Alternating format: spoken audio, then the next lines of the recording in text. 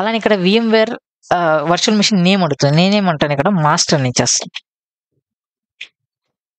Master అని ఇచ్చేసి ఏ లొకేషన్‌లో సేవ్ చేయాలి అంటుంది. నేనేం చేస్తాను, నా ఈ డైరెక్టరీలో స్టోర్ చేస్తాను.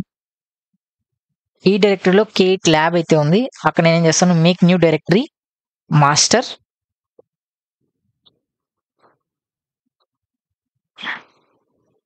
డన్. ఓకే. అండ్ దెన్ దీనికి నేను ఒక 100 GB అయితే ఇచ్చేస్తాను. 100 GB. Next and then customize. ఇక్కడ చూడండి, మీకు కస్టమైజ్‌లో చూస్తే మీకు ఫస్ట్ అడాప్టర్ ఏముంది ఇక్కడ బై డిఫాల్ట్ వచ్చిన అడాప్టర్ ఏంటి, NAT. NAT ఉంటే ఏమైపోతుందంటే మీకు ఆటోమేటిక్‌గా ఈ నెట్వర్క్ అడాప్టర్ నా ఫిజికల్ ఇంటర్నెట్ కనెక్టివిటీతో కనెక్ట్ అయి ఉంటది ఇంటర్ఫేస్‌తో. అందువల్ల నాకు ఇంటర్నెట్ అయితే వస్తుంది. కానీ నాకు ఫస్ట్ అడాప్టర్ వచ్చేసి ఏం కావాలి ఇక్కడ నా ఫస్ట్ అడాప్టర్ ఏముంది, ప్రైవేట్ నెట్వర్క్ కావాలి. సో నేనేం చేస్తాను, ఇక్కడ కస్టమ్ నెట్వర్క్‌లోకి వస్తాను.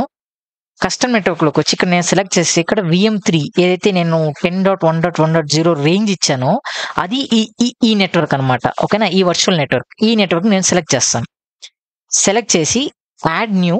ఓకేనా, ఇప్పుడు ఇంకొక నెట్వర్క్ అడాప్టర్ యాడ్ చేయాలి. ఎందుకు, రెండోది వచ్చేసి పబ్లిక్‌కి, నాకు NAT కోసం. ఫస్ట్‌ది వచ్చేసి కస్టమ్ నెట్వర్క్, నా ప్రైవేట్ నెట్వర్క్. సెకండ్‌ది వచ్చేసి నా NAT నెట్వర్క్. డన్, సరిపోతుంది మనకి. దాని తర్వాత క్లోజ్. దాని తర్వాత ఇంకా మనం ఏం చేయాల్సిన అవసరం లేదు, డైరెక్ట్‌గా ఫినిష్ ఇచ్చేద్దాం.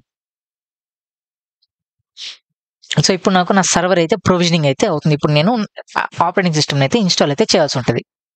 Try or install Ubuntu server ఉంది. Try and install Ubuntu server మీద క్లిక్ చేసి ఎంటర్ ఇచ్చేసేయండి.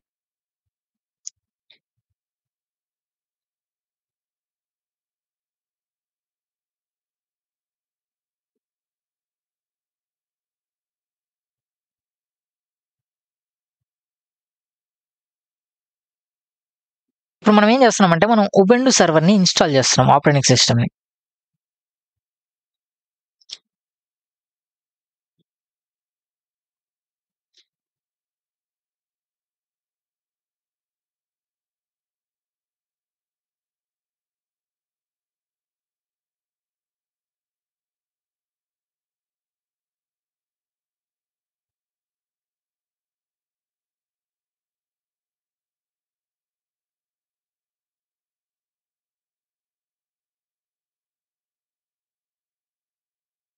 ఓకే, ఇక్కడ మనకి ఇంగ్లీష్ అని చూపిస్తుంది. మనం డైరెక్ట్‌గా ఇంగ్లీష్ మీద సెలెక్ట్ చేసి ఎంటర్ ఇచ్చేద్దాం. So English US done, enter ఇచ్చేసేయండి. దాని తర్వాత ఉబుంటు సర్వర్ మీద క్లిక్ చేసి బై డిఫాల్ట్ కాన్ఫిగరేషన్ అలానే ఉంచేసి డన్ ఇచ్చేసి